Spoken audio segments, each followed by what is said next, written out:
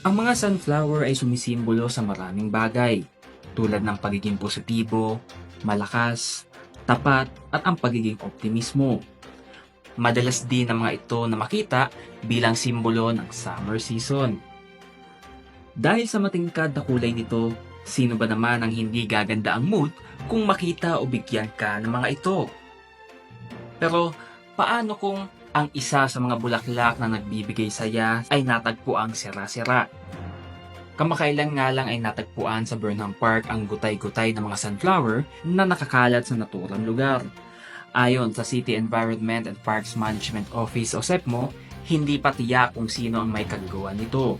Dagdag pa ng SEPMO, kung tutuusin, hindi naman na kailangan ng sandamakmak na CCTV o kaya ng mga gwardiya sa bawat sulok ng Burnham Park upang mapigilan ang mga paninira ng mga halaman, lalo na dapat parte na ito ng ating disiplina. Kaya I think ang pinaka solution talaga dito is hindi siya yung immediate na solution, but it's a long shot na solutions, yung behavioral change talaga. And behavioral change would really start from awareness, no? And awareness and involvement ng public, diba? If we are all vigilant, if we all respect the environment, mag-trickle down kasi yung effects nun up to the young people. Sa umiiral na ordinansa, ang mahuhuling maninira ng mga halaman sa parke ay posibleng patawan ng 5,000 pesos bilang penalty o di naman kaya ay ang pagkakakulong ng hindi bababa sa 1 buwan. Ngunit ayon pa sa SEPMO, hindi na pinapaabot sa korte ang mga gantong kaso.